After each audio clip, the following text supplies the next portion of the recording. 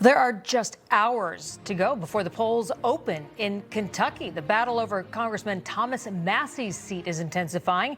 He is facing a challenge from a Trump-backed candidate, Ed Gallrein. And now Gallrein is getting the support of one of the president's top cabinet members. Secretary of War Pete Hegseth is set to campaign for Gallrein in the bluegrass state today.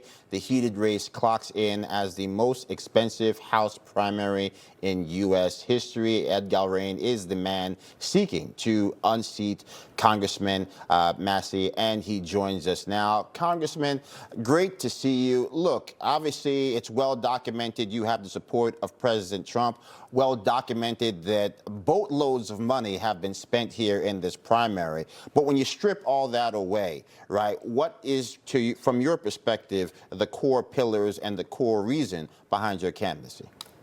Well, first of all, thanks for having me on, and good morning to the viewers. In Kentucky, we don't count our chicks for the hats, so you'll just have to call me Candidate Gallrein.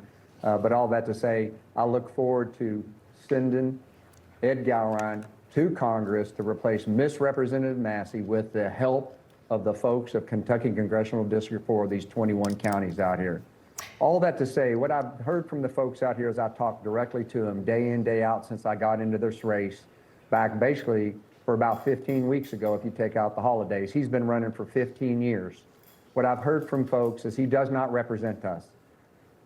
Nearly 85% of the GOP voted for President Trump in 2024 for the agenda he and the Republican Party put forward.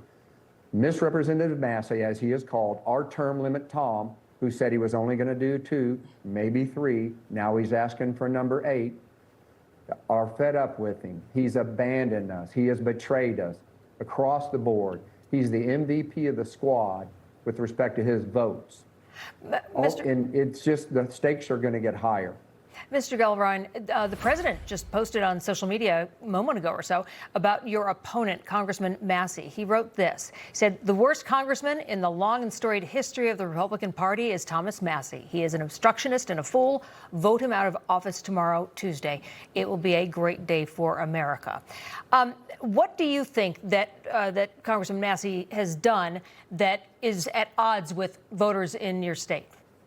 Ma'am, he's betrayed us, as I just laid that out. When you think about this, 85% of the folks in the primary knew exactly what they were voting for with President Trump and the Republican Party's agenda.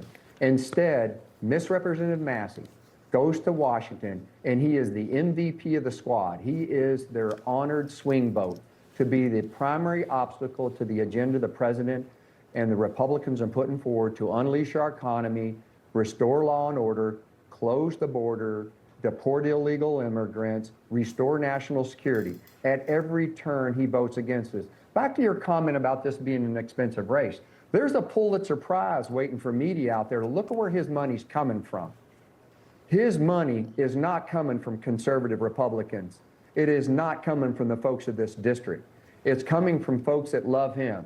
As a reminder, and I look forward to you outlining for the viewers here after I get off, look at his endorsements. Last week, the New York Times, Ro Khanna, you know, what you would consider a radical Democrat from California. The ladies of The View, Jasmine Crockett. It's a who's who of the people that despise us here in this district, as well as conservative Republicans. It's really, it's almost a Rorschach tech in many ways, because he's been so well liked and he's been there for a long time. This is not a new feud with the president. Final word to you, about 30 seconds, right? To those people that are still riding the Massie train, so to speak, what do you have to say to them to get them to come to your side? I would disagree with your premise that he's well liked. No, he is not.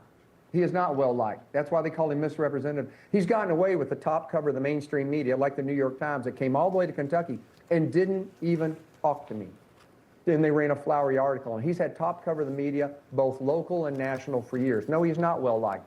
Now he's being exposed for what he is, all the way from voting against defunding Planned Parenthood. You can't make this up. Facts are stubborn things. So the first time ever, he's being exposed for what he is.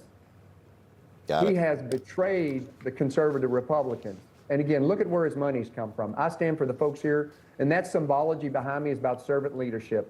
That's what I'm going to give the folks of this district. That's what they deserve. I speak fluent Kentuckian. Common sense. Thank you. Bourbon and all. Ed Gallrein, good to see you, my friend. God bless you. We'll talk soon. Thank you for having me on. You bet.